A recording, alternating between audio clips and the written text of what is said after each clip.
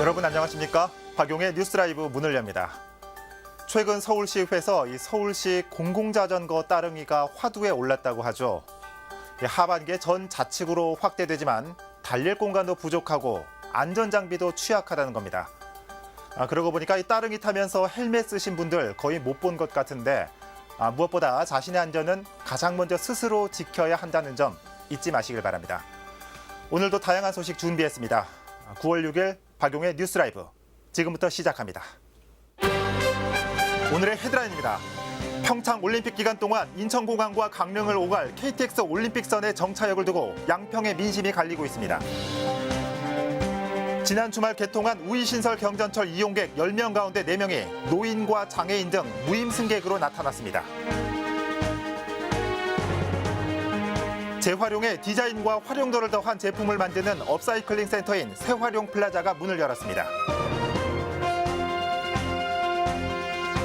유네스코 세계 문화유산으로 등재된 남한산성에서 제22회 남한산성 문화제가 개최됩니다. 현장 연결해 미리 만나봅니다. 서울 성동구에 새활용 플라자가 개관했습니다. 이 재활용이 아니라 새활용입니다. 버려진 자원에 디자인 가치를 더해 새로운 제품을 만드는 것을 새활용이라고 일컫는다고 하네요. 서울 새활용 플라자 현장에 지금 저희 취재 기자가 나가 있습니다. 서정함 기자.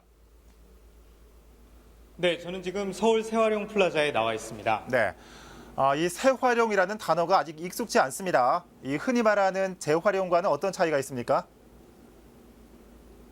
네, 새활용은 재활용보다 한 발 더 나아간 개념이라고 생각하시면 쉬운데요. 예. 보통 재활용은 기존의 제품을 깨끗이 세척해서 다시 활용하는 것을 말합니다. 그렇죠. 예를 들면 공병을 수거해서 다시 재활용하는 것들을 얘기하는데요. 반면에 새활용은 디자인을 새롭게 해서 활용 방법을 바꾸고 또 못 쓰는 물건에 새로운 가치를 만드는 제품을 의미합니다. 예. 예를 들면 못 입는 청바지를 가방으로 만들거나 버려진 자전거 부품으로 탁상시계 등을 만드는 것을 이야기합니다. 예. 예전에는 업사이클링이라는 용어를 썼는데 현재는 한글로 순화해서 새활용이라는 단어를 사용하고 있습니다. 그렇군요. 그런 이번에 생긴 서울 새활용 플라자 이런 새활용 제품들이 모여 있는 곳입니까? 소개 좀 해주세요, 좀. 네, 이곳 새활용 플라자는 지하 2층, 지상 5층 규모로 지어진 건물입니다. 네. 이곳은 새활용 산업이 한 번에 원스톱으로 이어질 수 있는 그런 곳이다라고 설명할 수 있는데요. 예. 지하 1층에는 폐자원을 수거하고 세척할 수 있는 소재 은행이 마련되어 있고요. 1층과 2층에는 전시장과 또 교육시설들이 마련되어 있습니다. 예. 3층과 4층에는 지금 보시는 것과 같이 32개의 새활용 기업들이 입주를 해서 이렇게 작업 공간으로 사용하고 판매 공간으로 이용하고 있습니다. 예. 소비자가 직접 이곳에 오셔서 제품을 보고 또 직접 구매를 하실 수 있도록 이렇게 되어 있습니다. 예. 지금 32개의 입주 기업들이 있다고 했는데 입주 기업들은 그럼 어떤 제품들을 만들고 있습니까? 네, 이곳에 입주해 있는 기업들은 이 새활용 방식을 이용해서 제품을 만들고 또 예술 작품을 만드신 분들께서는 전시를 하시기도 하시는데요. 네. 제가 이곳에 입주해 있는 기업의 대표님을 만나서 한번 인터뷰를 나눠보도록 하겠습니다. 예. 김영애 대표님을 만나보도록 하겠습니다. 네, 대표님 안녕하세요. 안녕하세요. 네, 이곳에 보니까 이렇게 많은 제품들이 있는데요. 요거에 지금 보니까 이 수납장 같은데 이 제품은 어떻게 만들어진 제품인가요? 이 제품은 이제 물건 운반용 팔레트로 만들어진 제품인데요. 물건을 운반하고 버리고 나잖아요. 그걸 저희가 이제 수거를 해서 깨끗하게 또 사포하고 페인트해서 이렇게 예쁜 수납장으로 완성됐습니다. 네, 그렇군요. 그러면 여기 보니까 이게 제가 보기에는 코르크 같은데 네. 이 제품은 어떻게 만들어진 제품입니까? 이 코르크는 이제 와인을 마시고 난 다음에 버려지잖아요. 여기에다 저희가 홈을 파서 이렇게 예쁜 다육이를 심어서 이제 생활 소품으로 활용할 수 있도록 상품으로 만들어졌어요. 이제 마그네틱이 이렇게 뒤에 붙어 있어서 이렇게 하면 또 예쁘게 장식품도 되죠. 네. 좋습니다. 네, 그러면 이렇게 새활용 제품을 이렇게 활용해서 이렇게 사업을 하시게 된 계기가 있으신가요? 네, 이제 여성의 감성으로 보다 보니까 생활의 모든 버려지는 것들이 다 활용될 수 있는 게 보이더라고요. 그래서 저희 이제 목재를 가지고 활용을 하게 됐습니다. 네, 오늘 말씀 감사드립니다. 네, 서 기자. 이거 얼마 전에 우리 뉴스 조연출이 안 입는 청바지로 이 클러치백을 만들어서 좀 들고 왔거든요. 제가 봤을 땐 별로 예쁘지는 않았는데 이처럼 이런 전문가들이 있으면은 충분히 좀 제품으로서도 가치가 있을 것 같아요. 그런데 서 기자, 이런 세월형 센터를 시민들도 이용할 수 있다고 하던데 좀 소개 좀 해주세요. 네, 시민분들께서도 이곳 서울 세활용 플라자에 오셔서 이렇게 많은 구경도 하실 수 있고 전시와 교육도 받으실 수 있습니다. 현재는 개관을 맞이해서 2017 서울 세활용전이 열리고 있고 또 페트병을 이용한 카드 지갑 만들기와 같은 교육 프로그램도 준비가 되어 있습니다. 네. 교육과 현장 학습에 참여하고 싶으신 시민분들께서는 서울 세활용 플라자 홈페이지에 접속하셔서 사전 등록 메뉴를 이용하셔서 등록을 하시면 누구나 언제든지 참여하실 수 있습니다. 예. 지금까지 서울 세활용 플라자에서 전해드렸습니다. 네, 서정함 기자였습니다. 이 버려지는 자원을 다시 사용한다는 점에서는 이 재활용과 비슷하지만 여기에 상품으로서의 가치가 더해지면 이 새로운 부가가치 산업으로서의 가능성도 충분히 있을 걸로 보입니다. 송파구 연결해봤습니다.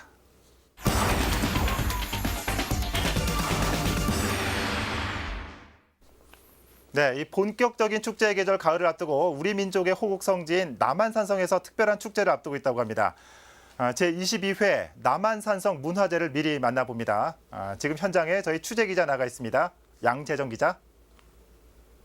네, 저는 경기도 광주시에 있는 남한산성에 나와 있습니다. 네, 양 기자. 남한산성이라고 하면 역사적으로도 우리에게 중요한 의미를 갖고 있는 곳인데 먼저 이 남한산성 소개 좀 해주시죠. 네, 그렇습니다. 이곳 남한산성에는 역사적으로 가치가 높은 문화재가 절비한데요. 바로 제 뒤에 보이는 이 행궁도 그곳 중에 하나입니다. 네. 이곳 행궁은 임금이 잠시 머물던 곳인데요. 업무도 보고 잠을 자기도 했던 곳입니다. 그리고 지금 이곳 행궁은 보시는 것처럼 복원 작업이 계속 진행 중입니다. 남한산성은 병자호란 당시 47일간 항전했던 장소로도 유명한데요. 난공불락의 성, 한마디로 말하면 우리나라에서 한 번도 함락되지 않은 성, 이렇게 정리할 수 있겠습니다. 네, 이런 역사적인 의미 때문에 이 남한산성이 유네스코 세계문화유산에 등재가 됐죠. 네, 그렇습니다. 우리나라에서는 11번째로 지난 2014년도에 세계문화유산에 등재가 됐는데요. 네. 연간 300만 명 이상이 찾는 역사문화관광지로 잘 알려져 있습니다. 남한산성은 지금 경기 도립공원으로 지정이 돼서 경기도에서 관리를 하고 있는데요. 경기도 남한산성 세계유산센터가 문을 열면서 경기도 문화재단, 그리고 광주시청 공무원들이 한자리에 모여서 업무를 보고 있습니다. 이렇게 한 이유는 업무 일원화를 통해서 남한산성을 체계적으로 관리하고 보존하기 위해서 유산센터가 출범했다고 볼 수 있겠습니다. 예. 이런 역사적 의미를 바탕으로 이달 말에는 남한산성 축제를 앞두고 있죠. 양 기자가 좀 축제 소개 좀 해주시죠. 네, 그렇습니다. 이곳 남한산성에서는 해마다 축제가 열리는데요. 올해로 22회째를 맞고 있습니다. 네. 오는 22일부터 24일까지 축제가 열리는데요. 어떻게 진행이 되는지 김미 문화예술팀장을 만나서 몇 가지 여쭤보도록 하겠습니다. 예, 팀장님 안녕하세요. 네, 안녕하십니까? 예. 이곳 남한산성 공기도 좋고 아주 다시 오고 싶은 그런 곳인데요. 이곳에서 축제가 열립니다. 올해 축제 어떻게 준비하고 있는지 간단하게 좀 말씀 좀 해주시죠. 네, 이 축제는 조선시대 남한산성 축성가 병자호란 때 죽은 영혼을 달래기 위해서 마을 대동굿으로 시작이 되었던 축제입니다. 올해 22회째를 맞는 광주시의 대표적인 축제이기도 합니다. 삼국시대부터 병자호란, 일제강점기까지 묵묵히 그 자리를 지켜온 호국의 역사를 지니고 있는 곳이기도 합니다. 네, 그렇군요.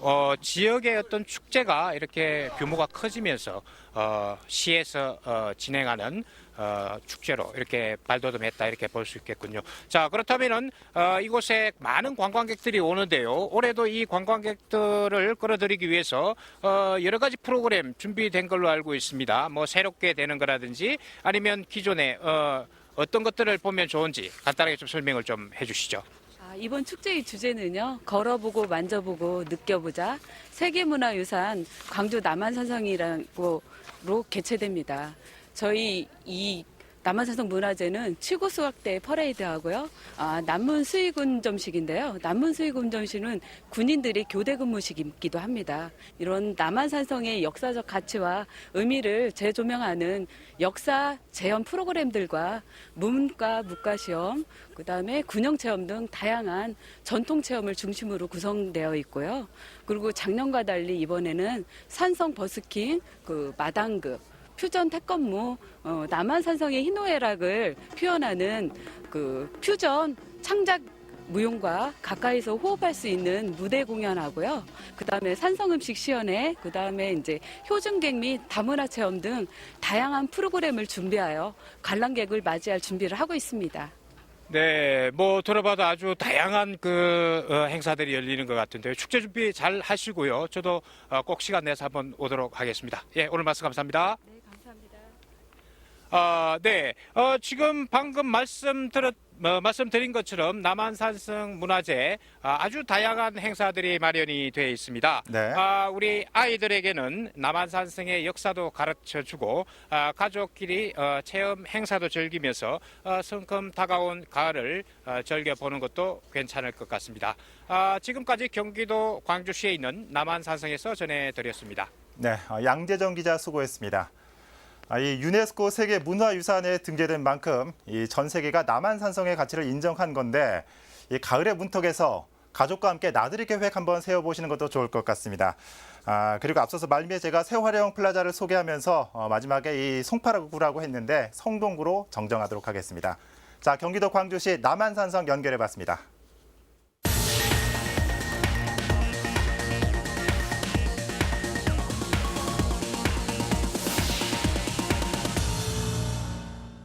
네, 다음 소식 전해드립니다.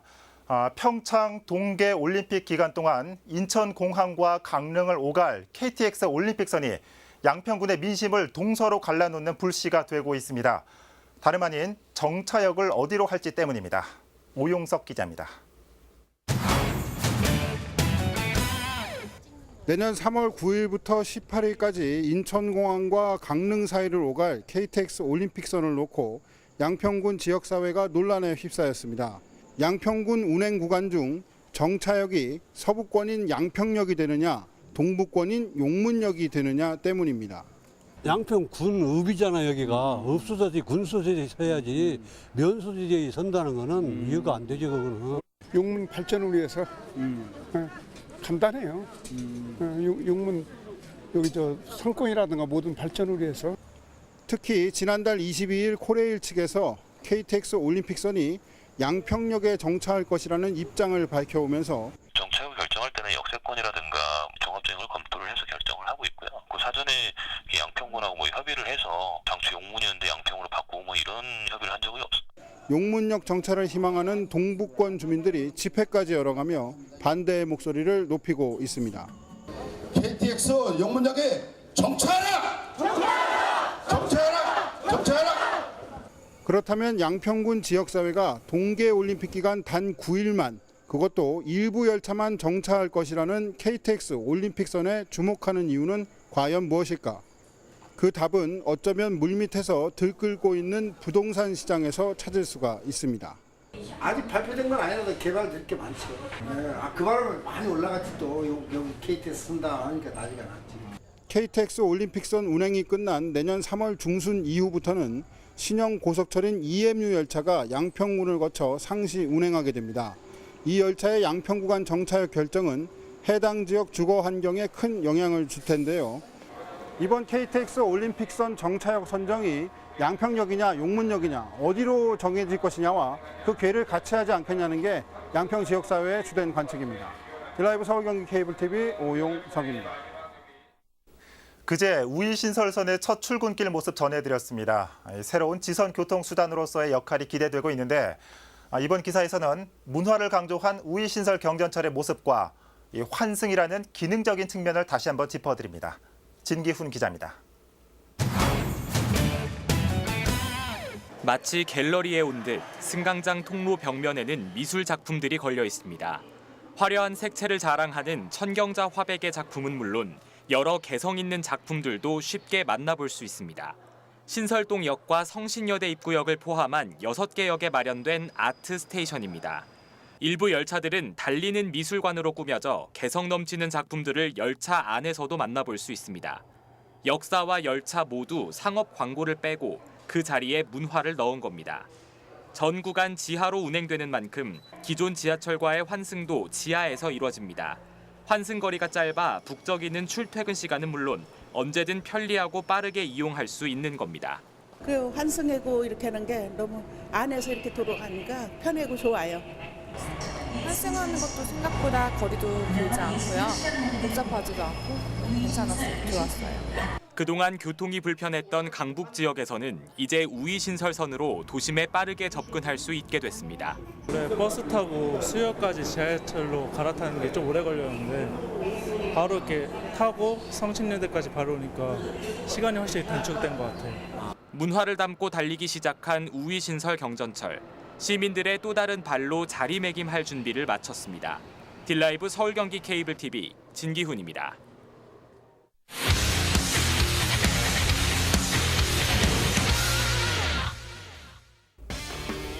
가을이 반가운 이유, 딜라이브 케이블 TV기 초등학교 야구대회 소식입니다. 어제 열린 C조 첫 경기에서는 도곡초와 길동초가 맞붙었는데요. 결과는 4대1로 길동초등학교가 승리를 거뒀습니다. 길동의 다음 상대는 도신이고 도곡의 다음 상대로는 가동초등학교입니다. 두 번째 경기는 B조 소식입니다. 지난 7회 대회 때 우승을 차지한 배군과 준우승에 머문 사당의 맞대결인데요. 결과는 7대0으로 사당이 이번 대회 첫 홀드게임을 기록하면서 서력전을 성공했습니다. 사당은 다음 상대로 학동을, 배군은 화곡을 만나게 됩니다. C조 두 번째 경기입니다. 딜라이브 케이블 TV기 3회 우승을 기록한 가동과 방배의 대결이 펼쳐졌는데요. 결과는 8대5로 가동이 승리했습니다. 가동초등학교에서는 이번 경기에서 주전급 투수들의 피로를 고려해 선발에서 제외시켰는데요.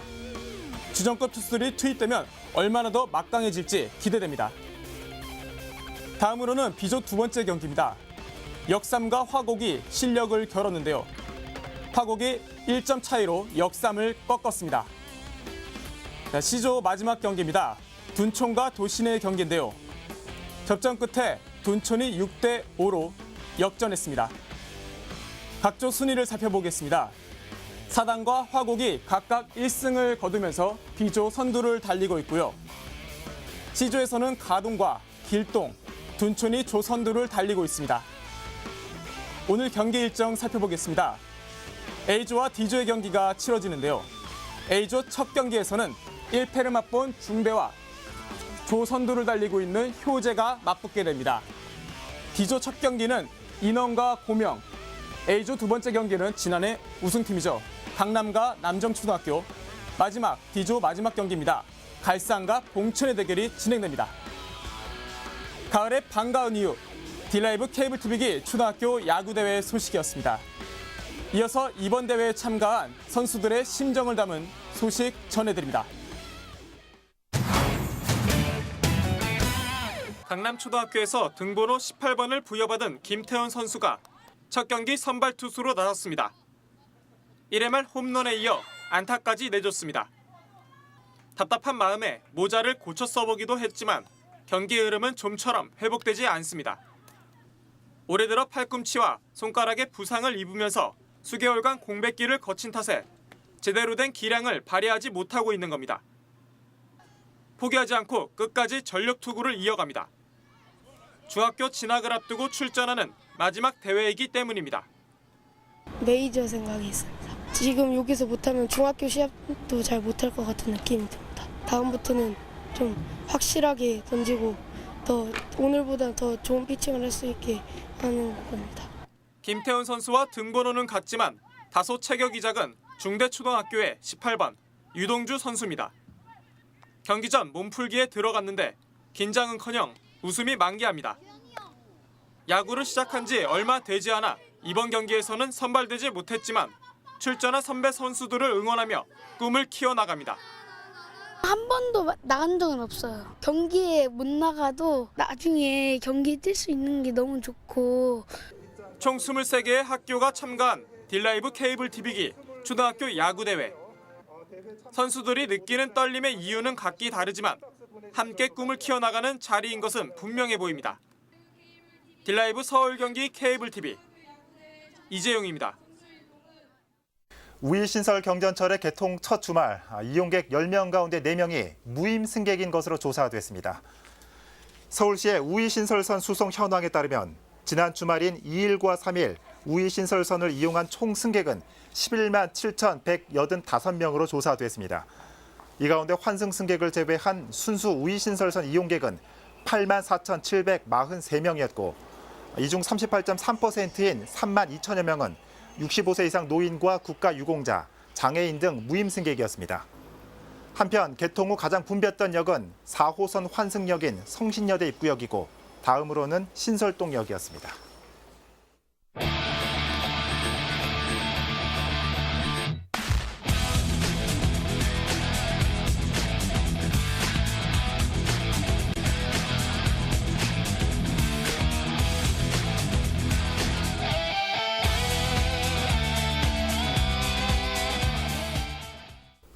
대회 3일차를 맞이하고 있는 딜라이브 초등학교 야구대회.